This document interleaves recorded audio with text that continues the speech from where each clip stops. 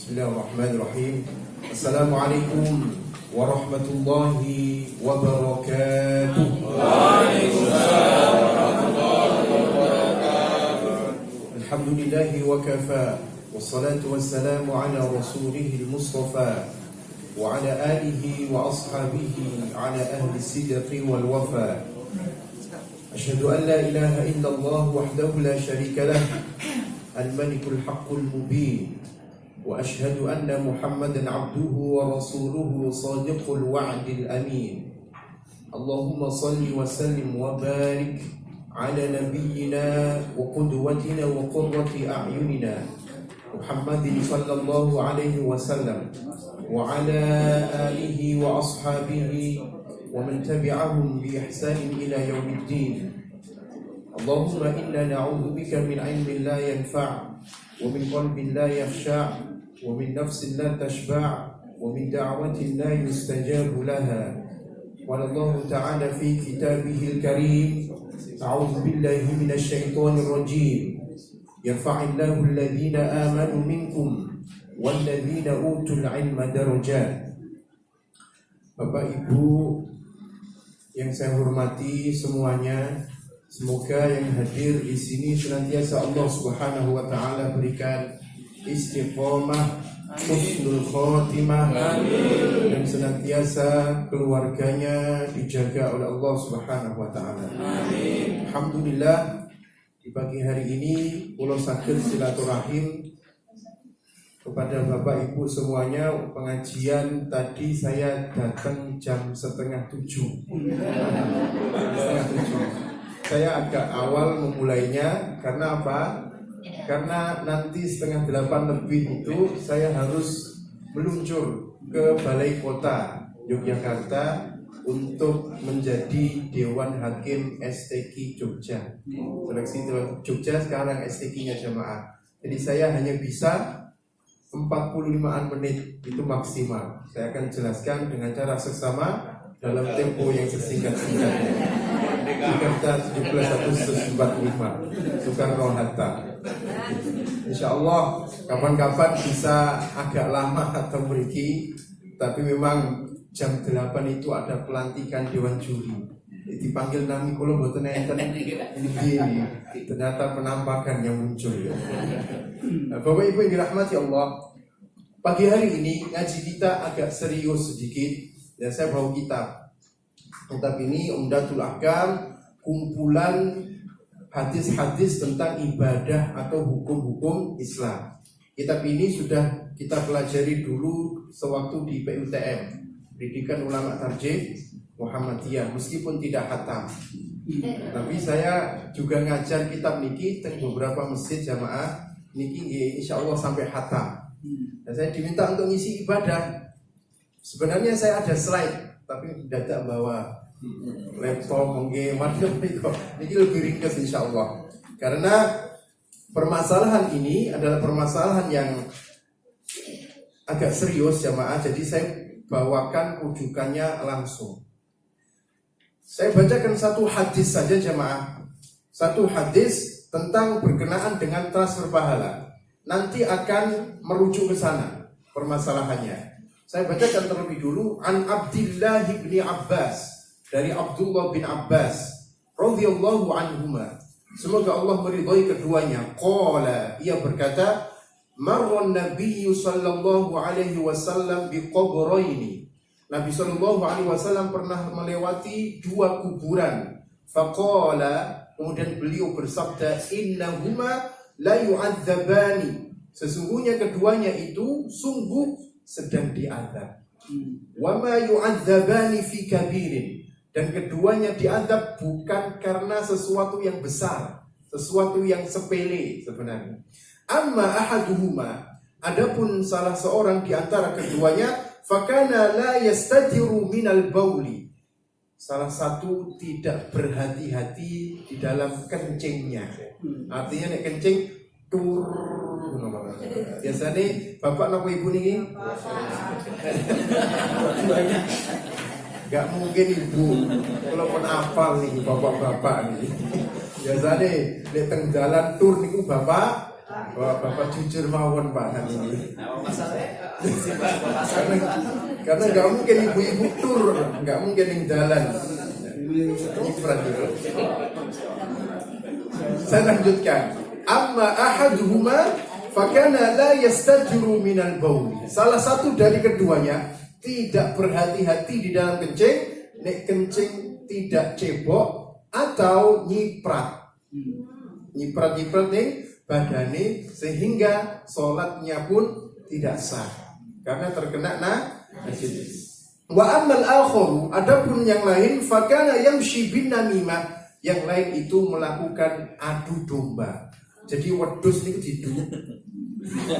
Wonten iki cuma anu mawon ungkapan bahasa apa ungkapan bahasa mawon. Ini bukan wedhus yang didu tapi senengane ngedu.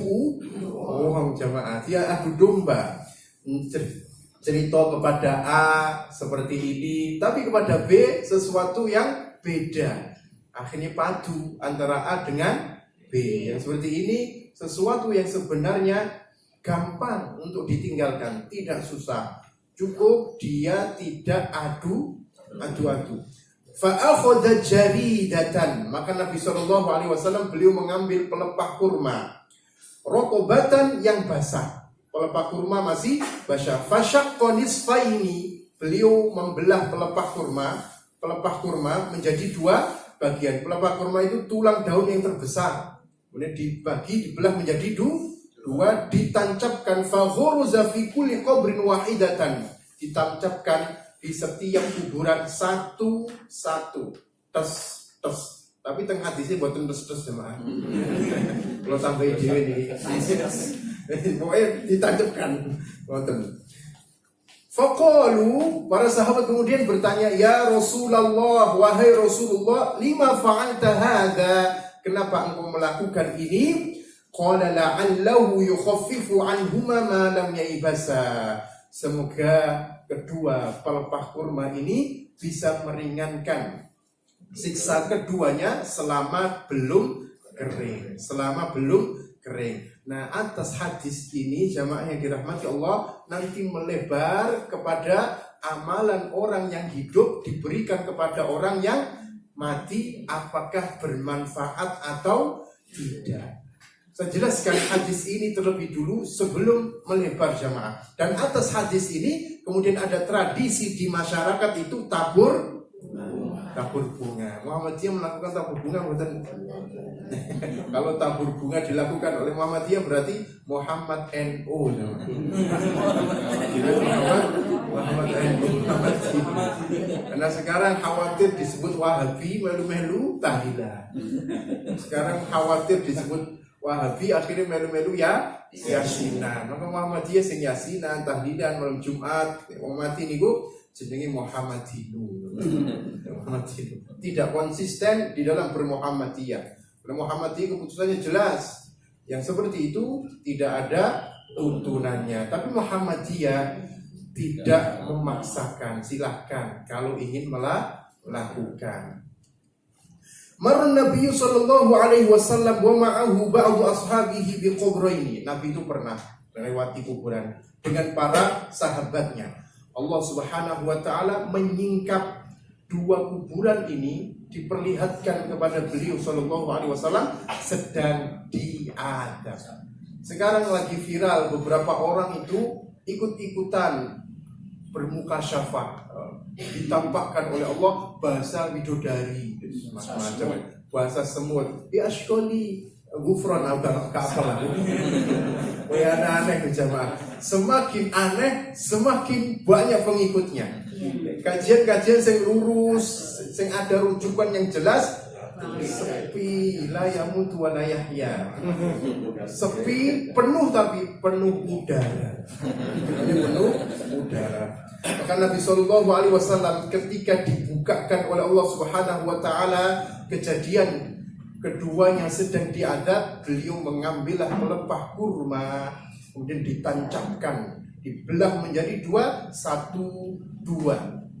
Nah, beliau mengatakan semoga pelepah kurma ini bisa meringankan siksa keduanya selama belum kering. Nah, Atas hadis ini jamaah yang dirahmati Allah Subhanahu wa taala, para ulama itu berbeda pendapat. Berbeda pendapat dalam apa? Ikhtalafal ulama'u fi wad'il jarida 'ala al-qabri. Berbeda pendapat para ulama tentang meletakkan pelepah kurma di atas kuburan. Kalau sekarang naburno kembang boreh. Nek tenggen kulo kembang boreh teng mriki kembang apa, Pak?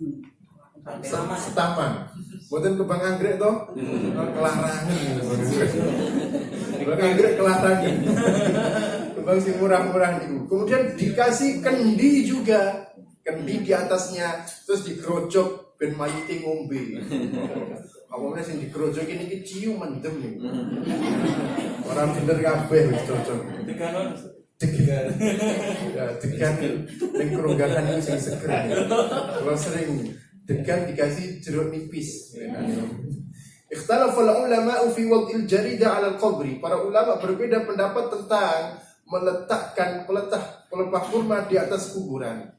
Fadhahaba ba'duhum ila istihbabi wad'il jaridati 'ala al-qabri. Sebagian mereka mengatakan dianjurkan meletakkan pelepah kurma atau yang sejenisnya di atas kuburan. Supados kula lan panjenengan sedaya ngertos rujukan aslinya itu seperti apa di dalam kitab-kitab niku. Maka saya sengaja memang membawanya. Li'annahum ja'alu hadzal fi'la minan nabiyyin. Alasannya menjadikan perbuatannya meniru Rasulullah sallallahu alaihi wasallam. Jadi yang meletakkan pelepah kurma atau yang sejenisnya satu mencontoh perbuatan Rasulullah. Nabi melakukan, kok enggak melakukan? Pian ku piye? Wah, ora nyambung nih.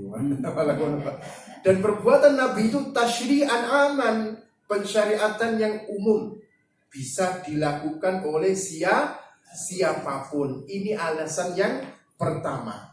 Kemudian alasan yang kedua yang membolehkan wal illatu 'inda haula'i mafhumah. Ilahnya, alasannya itu bisa dipahami, yaitu alasannya adalah tasbihnya pelepah kurma yang masih basah, dan yang basah ini diharapkan bisa menyinari kuburan. Maksudnya seperti itu jamaah. Wahia anna jaridata tusabbihu inda sahibil qabri madamat rotobah.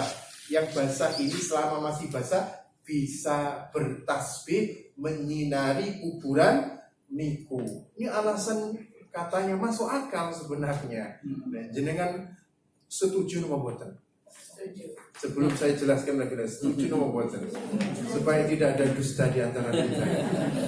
Nah, ini alasan pertama Bapak Ibu. Kemudian alasan pertama sama kedua. Yang pertama mencontoh perbuatan Nabi. Yang kedua tadi pelepah kurma yang masih basah ini bertasbih. Tapi dibantah oleh ulama PCM Gamping. Bukan di sini nggak disebutkan PCM. Dibantah fadzahaba ba'dhum ila adami masyru'iyyatin dzalik. Tidak disyariatkan. Sebagian ulama secara tegas mengatakan tidak disyariatkan yang demikian itu. Satu, kenapa tidak disyariatkan jamaah? Li'annahu syuri'a ibadatun wa huwa yahtaju ila dalil. Karena yang namanya ibadah itu membutuhkan dalil. Sedangkan dalil itu cuma perbuatan Nabi ini saja. Tidak ada yang lain. Tidak ada yang lain. Kalau begitu, kalau ini saja niku bersifat khususiyah. Khususiyah. Padahal Nabi melewati kuburan apakah cuma sekali jemaah? Berkali-kali. Nabi itu lewat kuburan gak hanya sekali, berkali-kali. Kalau dibantah lagi, Nabi cuma sekali, apakah tidak boleh? Jawabannya, Nabi melakukannya cuma itu saja. Padahal boleh jadi beliau melewati kuburannya beberapa orang munafik, orang yang diazab oleh Allah Subhanahu wa ta'ala, tetapi beliau tidak melakukannya. Niki yang pertama jamaah. Kemudian yang kedua, sahabat yang ikut bersama Nabi itu kan banyak, yang menyaksikan di kuburan tik tik tik tik melaku ngoten. Tapi boten tik tik tik jangan. Jadi bersama Nabi Shallallahu Alaihi Wasallam ini bukan banyak, tetapi sahabat tidak satu pun yang meniru Rasulullah, tidak ada. Dan mereka yang menyaksikan itu loh, Nabi membelah pelepah kurma dan menancapkan satu, kemudian dua, tapi tidak ada mereka yang melakukan sebagaimana perbuatan Rasulullah. Jadi penafsir hadis, penafsir Quran yang relevan itu sahabat, perbuatan sahabat. Kecuali satu sahabat yang berwasiat namanya Buraidah bin Husayb. Buraidah bin Husayb. Buraidah bin Husayb ini berwasiat, "Nek aku mati, tolong letakkan pelepah kurma di atas kuburanku." Ini hadis ada dari Buraidah bin Husayb. Di sini disebutkan, "Wa kadzalika lam yaf'alhu min ashabi ahadun." Demikian juga tidak ada salah seorang sahabat yang melakukannya illa ma ruwiya an Buraidah ibni Husayb, kecuali yang diriwayatkan oleh Buraidah bin Husayb. Buraidah ini cuma satu saja, padahal yang ikut itu banyak. Termasuk yang meriwayatkan hadis Ibnu Abbas tidak mewasiatkan seperti itu. Yang kedua alasannya ngoten nggih jamaah. Yang ketiga alasannya, kalau alasannya tasbihnya sesuatu yang basah. Sebenarnya tidak hanya yang basah yang bertasbih, yang kering juga bertasbih. Semuanya bertasbih. Karena Allah mengatakan dalam surat Al-Isra juz 15 ayat 44, posisi sebelah kiri baris tengah.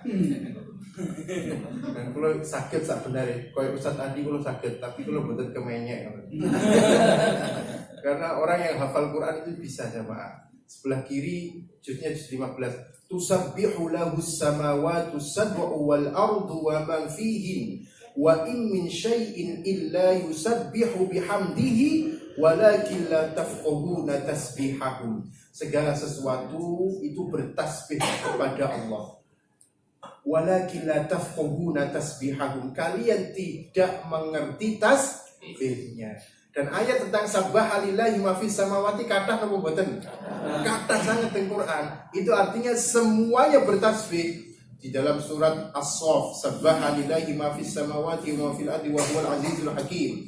Di dalam surat Al-Hasyr, sabbaha lillahi ma fis samawati wa ma fil ardi wa huwal azizul hakim. Surat Al-Hadid ayat pertama, sabbaha lillahi ma fis samawati wal ardi wa huwal azizul hakim. Surah Al-Jumu'ah pertama, sabbihu lillahi ma fis samawati wa fil ardi malikil qudusil azizil.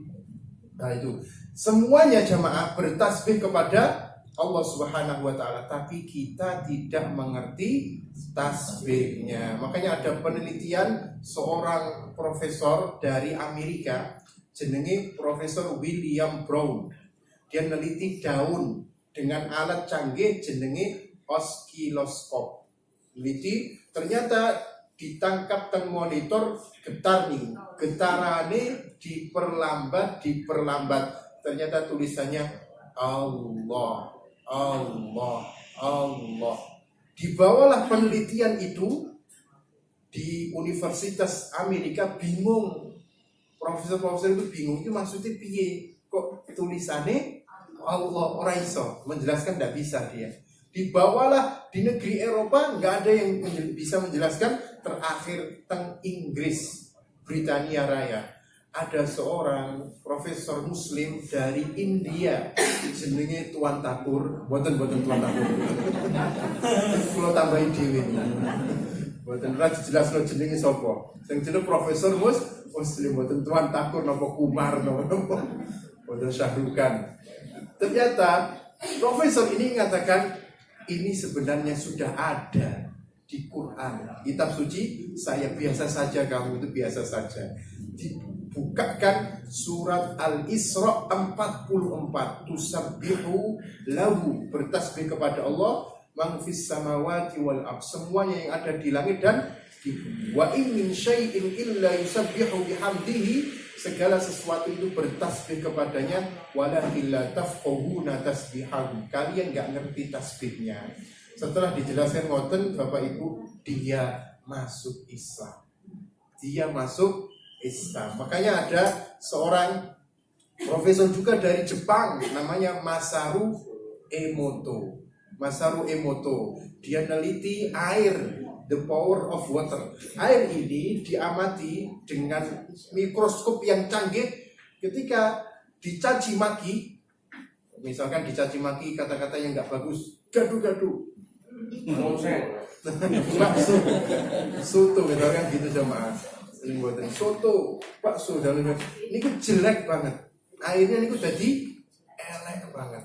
Tapi ketika dikata-katain dengan kata yang bagus, yang romantis, bagus airnya. Dan ini menandakan air niku bertasbih, semua bertasbih. Makanya di sini Nabi tidak pernah mencaci maki makanan. Makanan nggak boleh dicela, buat nangsal. Karena makanan itu sakit bertasbih semuanya. Iki wis dipoyoki bau tenan iki. Tapi dimaem. Tempe ini bau tapi yo entek jamaah. Gimana kesehatannya itu tidak terganggu. Nggak baik tentunya. Yang alasan yang lain jamaah adalah yaitu kalau alasannya yang ketiga tasbihnya sesuatu yang basah, maka tidak hanya yang basah bertasbih, yang kering juga tasbih. Yang keempat alasannya, hal itu berkenaan dengan syafaat. Syafaat itu sesuatu yang ghaib. Nabi ditampakkan oleh Allah kejadian yang ghaib. Dari mana jenengan tahu hal yang ghaib orang itu sedang diadab? Dari mana? Kok langsung suudzon? Oh, ini wis diadab nih tak kayak iwek. Tidak bisa seperti itu jamaah. Mboten sakit, mboten sakit. Dan yang kelima, jamaah yang dirahmati Allah, beliau Nabi SAW memang dalam hal ini diberikan syafaat oleh Allah Subhanahu wa taala bisa membantu orang itu. Dan jenengan sudah dikasih belum? Nah, itu masalahnya. Yang keempat tadi diperlihatkan yang gaib, yang kelima Nabi diberikan syafaat oleh Allah, sakit atas izin Allah memberikan pertolongan orang itu. Nah, itu masalahnya. Yang kuat pendapat yang terakhir. Jadi hal itu sebenarnya tidak dianjurkan. Orang yang ziarah kubur niku tujuannya namun simpel mawon, tidak reno-reno kalau sudah, tidak aneh-aneh. Kalau sekarang go kembang goreng, go di kuburan yang seperti ini tidak dibenarkan. Karena Nabi mengatakan la taj'alu buyutakum maqabir.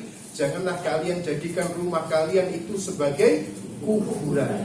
Fa inna syaitan, dalam hadis riwayat Bukhari, karena setan itu yanfiru lari minal baiti, dari rumah, tuqra'u fihi suratul Baqarah, yang di dalamnya dibacakan surat Al-Baqarah. Jadi Bapak Ibu yang rumahnya panjenengan singop saged diwaosno surat Al-Baqarah. Hadisnya sahih. Enggak, Pak. Ada beberapa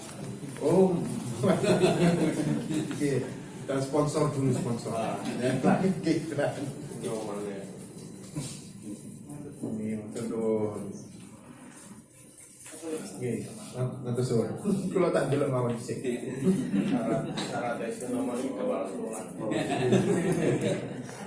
Ada beberapa fadilah surat, di antaranya Al-Baqarah saged mengusir setan.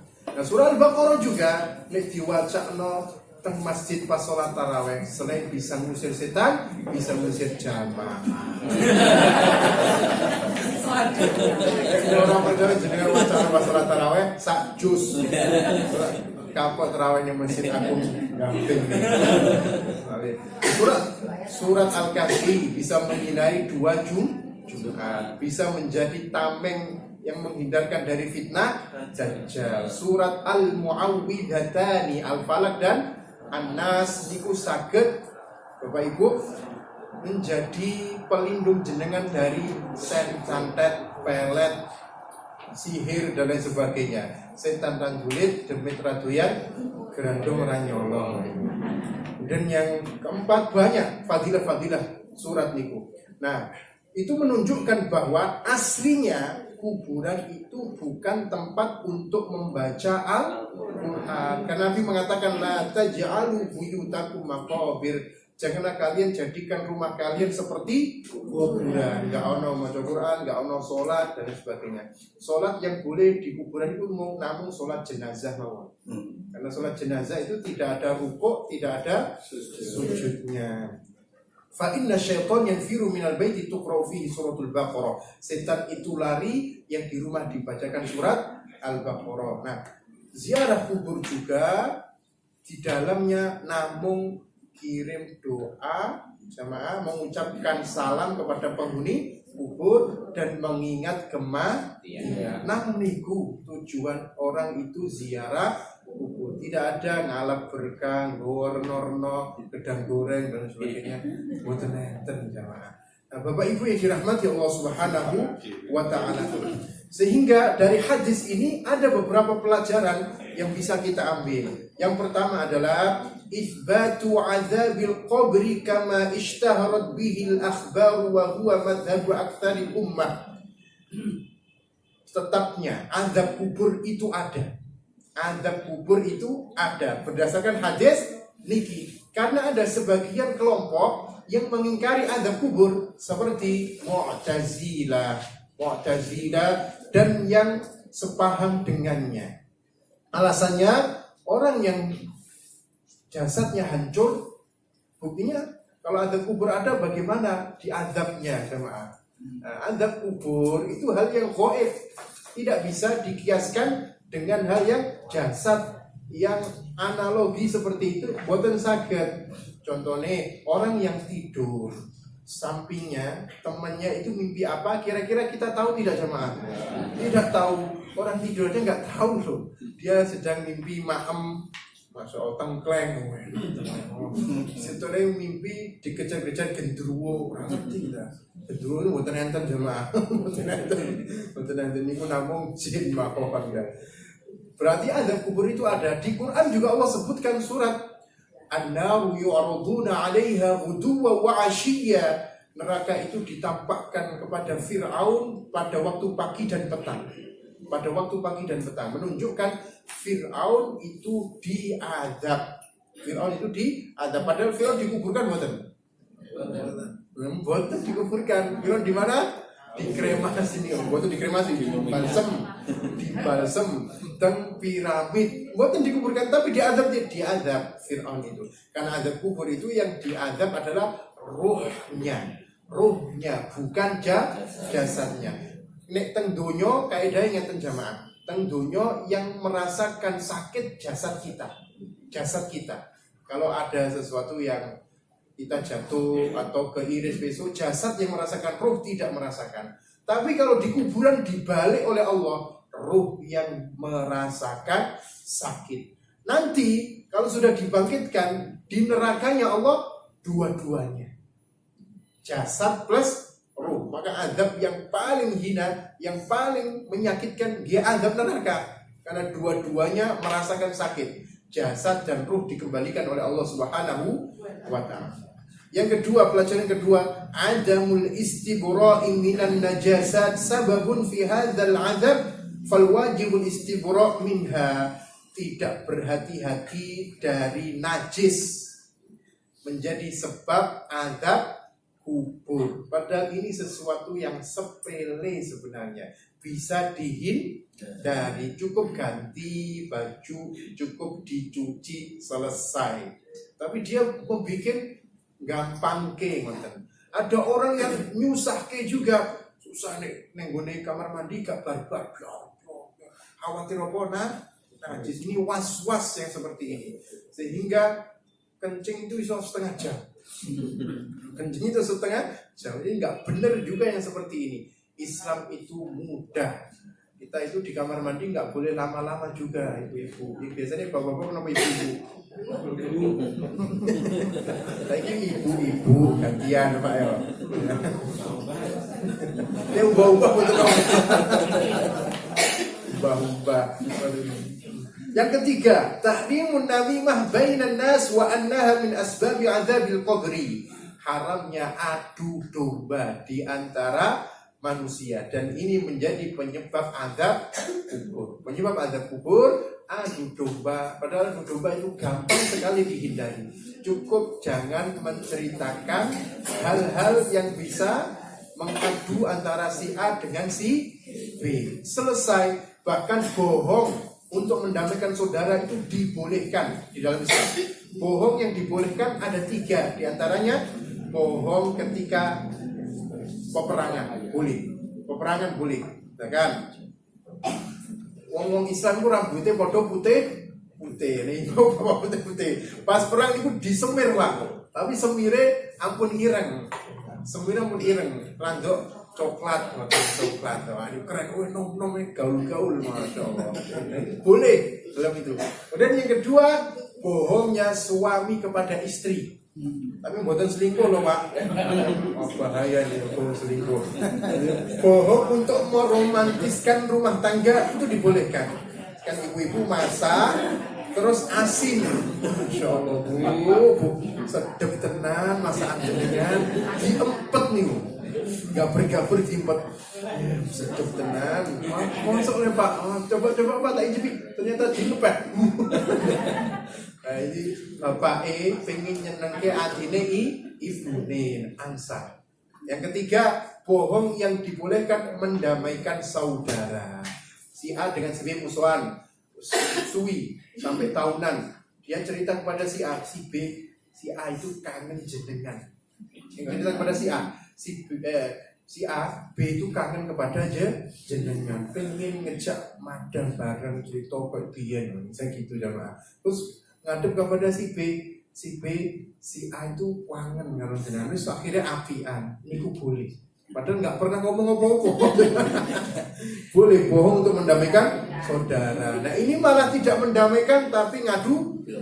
Yang keempat, rahmatun nabi bi ashabihi wa hirsihi ala ibadi syarri anhum. Kasih sayang rahmatnya Nabi kepada sahabatnya dan keinginannya beliau menjauhkan dari kejelekan. Ini Rasulullah Shallallahu Alaihi Wasallam. Dan yang kelima, satrul dzunub wal uyub, menutup dosa dan aib. Tadi kan diadab tapi tidak dijelaskan namanya. Boten. Cuma Nabi mengatakan keduanya sedang diadab. Tidak disebutkan namanya, apalagi siapa bapaknya, enggak sama sekali. Cuma disebutkan keduanya sedang diadab. Nah, jamaah, dari masalah inilah para ulama kemudian berselisih pendapat jamaah. Oh, kalau begitu amalan orang yang hidup ditujukan kepada orang yang mati itu sampai bermanfaat, melebar, permasalahannya pun melebar. Buktinya Nabi melakukan amalan, kemudian menancapkan pelepah kurma tadi, ditancapkan bisa dan sampai. Para ulama berbeda pendapat tentang transfer pahala dari orang yang hidup kepada orang yang mati. Ikhtalafal ulama'u fi intifa'il mayyit bi'amalil hayy hinama yaj'alul hayy thawabal qurbatahu al-badaniyah. Para ulama berselisih pendapat di dalam orang yang mati mengambil manfaat amalan orang yang hidup ketika dia mengirimkan pahala amal badaniyah atau maliyah kepada mayit. Sebagian ulama mengatakan jamaah sampai. Dan ini masyhur pendapatnya Imam Ahmad. Pendapatnya Imam Ahmad dan juga Ibnul Qayyim dan pengikutnya sampai. Ini agak aneh nih. Indonesia ini mazhab nopo? Syafi'i mayoritas karena mayoritas Syafi'i. Tapi dalam hal ini enggak ikut Syafi'i. Dalam hal ini ikut Ahmad. Wahabi sing dituduh Wahabi lupa diikut saya. Diikuti yang dituduh Wahabi malah diikuti. Sementara Imam Syafi'i mengatakan tidak sampai.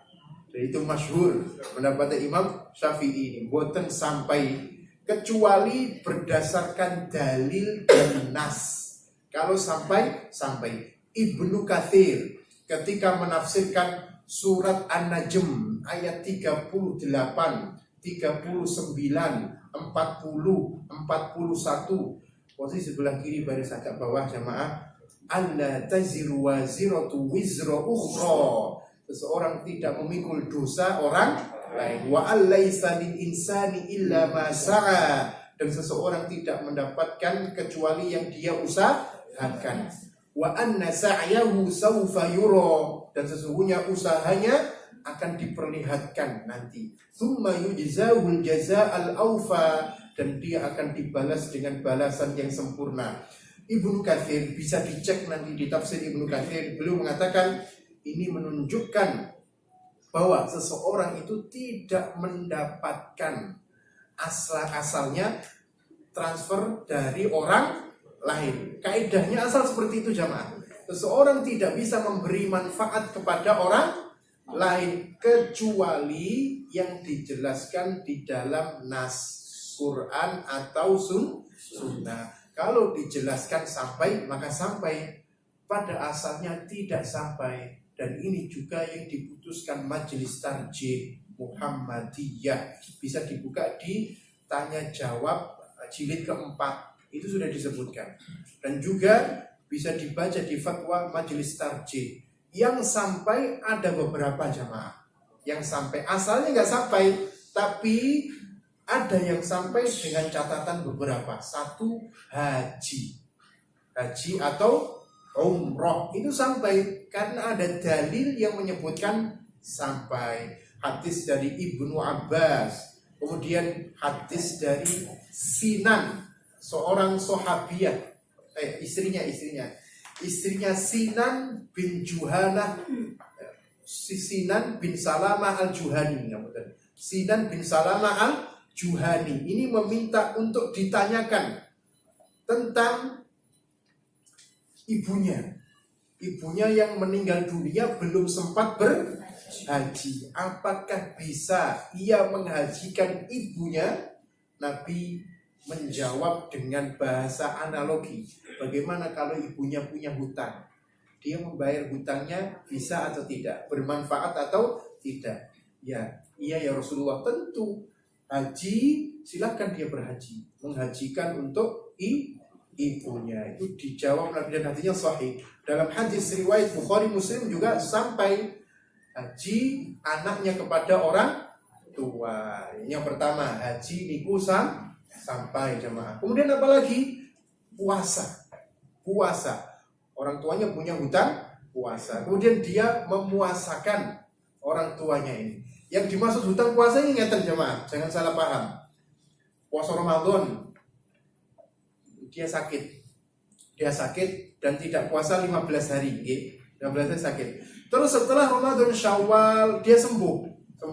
Kemudian lah Syawal, Dzulqa'dah sembuh, Dzulhijjah sembuh, Muharram sakit. Sakit meninggal dunia. Nah, ini punya hutang puasa karena dia ada waktu rentan untuk sembuh. Tapi kalau sakit, Ramadan sakit, terus setelah Ramadan meninggal, tidak dihitung hutang puasa. Karena seseorang hanya mendapatkan apa yang dia usahakan, tidak dibebankan. Itu kesepakatan ulama yang dimaksud hutang puasa. Hutang puasa sampai dalam hadis riwayat Muslim, man mata wa alaihi siyam, dari Ibunda Aisyah. Barang siapa yang meninggal punya hutang puasa, soma anhu waliyuhu, maka ahli warisnya yang memuasakannya, yang membayarkan hutangnya. Terus nopo saya sampai nazar nggih sampai berdasarkan hadis Sa'ad bin Ubadah riwayat Muslim dan Bukhari jamaah. Sa'ad bin Ubadah mengatakan, ya Rasulullah, inna ummi matat wa 'alaiha nadrun. Ibuku meninggal dan dia memiliki nazar. Nazare catatannya sing apik. Tapi ini bapak ibu ini nazar, ibuku bapakku nazar nanggep koplo. Mungkin orang usah dituruti nazare sama. Katanya nazare sing apik malah nanggep ning dugem dan itu. Ora genah wae. Enggak usah dituruti. Nah, tapi kalau nazarnya ini baik harus dituruti. Yang keempat yang sampai doa itu sampai berdasarkan firman Allah surat Al-Hasyr ayat 10 posisi sebelah kanan baris paling atas, walladzina ja'u min ba'dihim yaquluna rabbana Rabbana ighfir lana wa li ikhwanina. Mereka orang-orang yang datang setelah mereka mendoakan orang-orang sebelumnya, Rabbana ighfir lana, wahai Tuhan kami ampuni dosa kami, wa li ikhwanina, dan saudara-saudara kami. Menunjukkan doa itu sampai. Terus nomor malah sampai 5. Amal soleh anak yang diajarkan oleh orang tua. Ini kok sampai jamaah. Amal soleh yang diajarkan orang tua sampai, karena anak itu investasi orang tua. Dalam hadis riwayat Ibnu Majah, innama atyabu ma akala rajul min kasbihi. Sesungguhnya sebaik-baik yang dimakan oleh seseorang itu dari usahanya, dan anak itu dari usahanya orang tua. Sampai terus nomor malih sing sampai sedekah jariyah, ilmu yang bermanfaat dan doa anak yang soleh niku nggih sampai Bapak Ibu sekalian. Terus nomor malih utang, utang yang dibayarkan kepada orang tua niku nggih sampai. Selain itu tidak bisa dikiaskan. Karena kalau dikiaskan, kata Majelis Tarjih Muhammadiyah, maka akan terjadi kemalasan orang itu di dalam beramal, jaga ke wong urip. Dan ini menyalahi kaidah umum, wa alaisa lil insani illa ma sa'a. Selain itu bahaya. Biasanya orang tahu sholat dan gak titip sholat. Orang tahu kita ning masjid, orang tahu sholat. Jadi saya tak sholat, ya Allah, satunya buat orang tua saya, satunya buat saya, sholat sudah dua itu buat orang tua saya. Tidak ada yang seperti ini. Nabi juga nggak pernah lakukan, dan para sahabat juga nggak pernah jamaah. Jadi seperti itu penjelasan secara singkat dan secara sama dalam tempo yang sesingkat-singkatnya. Demikian Bapak Ibu, semoga bermanfaat. Karena saya harus meluncur ke balai kota. Kalau ada satu mungkin yang bertanya, saya persilahkan atau buat.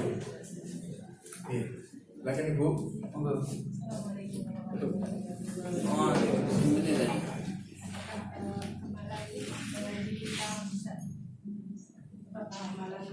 Kita bisa bekerja untuk mengirim pahala untuk kedua orang tua kami dan saudara-saudara kami yang sudah meninggal di dunia. Ini termasuk yang diperselisihkan ngaji. Ngaji itu ada dalilnya tidak? Tidak ada. Bacaan surah Al-Fatihah ngaji di tasbih itu nggak ada. Tapi kadang-kadang nih dalilnya itu orang-orang tapi gini. Sampai enggak? Sampai bukti ini orang balik. Waduh. Itu orang ngerti kok balik orang ngerti. Jawabnya ngomong tadi. Bukti ini orang balik ngoten. Termasuk sedekah itu sampai itu. Sedekah untuk orang tua itu ada hadisnya dari Sa'ad bin Ubadah. Nek baca Quran boten. Menurut Imam Ahmad sampai, menurut Ibnu Taimiyah sampai, tapi dibantah oleh beberapa ulama banyak. Ibnu Katsir, Imam Syafi'i, Imam Malik dan sebagainya boten sampai. Kalau dikiaskan itu nanti melebar soalnya, melebar kemana mana. Ada juga yang mengkiaskan haji sampai. Amalan di dalam haji kan wakai, ono maca Quran, kemudian ono zikir, berarti sampai. Itu melebarkan masalah sebenarnya. Ini haji sampai haji saja, jemaah. Pahala haji. Ada pun baca Quran harus berdasarkan dalil dalam hal ini, karena kaidah asalnya wa alaisa lil insani illa ma sa'a. Seorang enggak dapat kecuali yang dia usahakan, kecuali yang dijelaskan sampai. Dan Majelis Tarjih juga memberikan catatan jamaah, hadis-hadis yang mengatakan sampai itu rata-rata hadisnya dihubungkan dengan hubungan nasab, kekerabatan. Rata seperti itu. Jadi kalau orang lain nggak bisa. Kalau orang lain tidak bisa, anaknya atau kerabatnya bisa. Tapi kalau orang lain mengirimkan seperti pahala, sedekah dan sebagainya, betul sakit. Karena rata-rata itu dihubungkan dengan anak dan kerabatnya.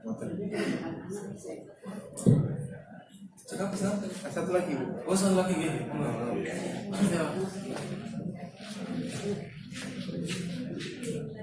Assalamualaikum warahmatullahi wabarakatuh. Waalaikumsalam warahmatullahi wabarakatuh. Saya mau tanya Pak Ustaz, kan ada yang haji kalau anaknya yang badal kan tadi memang disunahkan ya Pak. Tapi yang kalau orang lain misalnya ini dia nggak bisa pergi haji tapi dia terus menyuruh ustadz yang lain karena terus dengan membayar berapa, itu hukumnya gimana? Badal haji tapi Ya, yang ya. membadalkan bukan anaknya atau kerabatnya. Sebenarnya dalam hadis tentang badal haji itu dihubungkan dengan kerabat. Seperti ada hadis riwayat Ibnu Majah, labbaika an syubrumah. Ya Allah, aku penuhi panggilanmu untuk syubrumah. Pernah dengar hadis itu? Syubrumah itu siapa? Nabi dengar. Qoribun li, kerabatku ya Rasulullah. Apa kamu sudah pernah haji?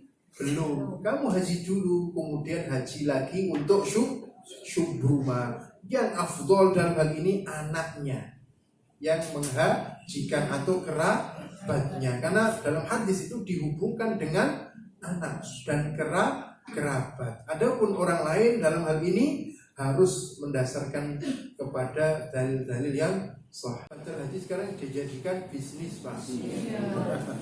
Dijadikan sebagai bisnis aja. Wah, badal haji anak dan sebagainya. Lebih baik ibu yang mengajikan, tapi syaratnya sampun haji. Ya. Atau bersedekah atas nama orang tua. Jadi, matur nuwun Ustaz, awit penjelasanipun. Para bapak ibu, salajengipun saged kula tutup setunggal pengumuman infak wonten ing jam menika pikantuk 396.200 rupiah. Alhamdulillah. Jazakumullah khairan katsiran. Semoga kita pungkasi pengawasan yang jam menika kanthi wajan hamdalah sesarengan. Alhamdulillahirabbil alamin. Subhanakallahumma bihamdika asyhadu an la ilaha illa anta astaghfiruka wa atubu ilaik. Wassalamualaikum warahmatullahi wabarakatuh.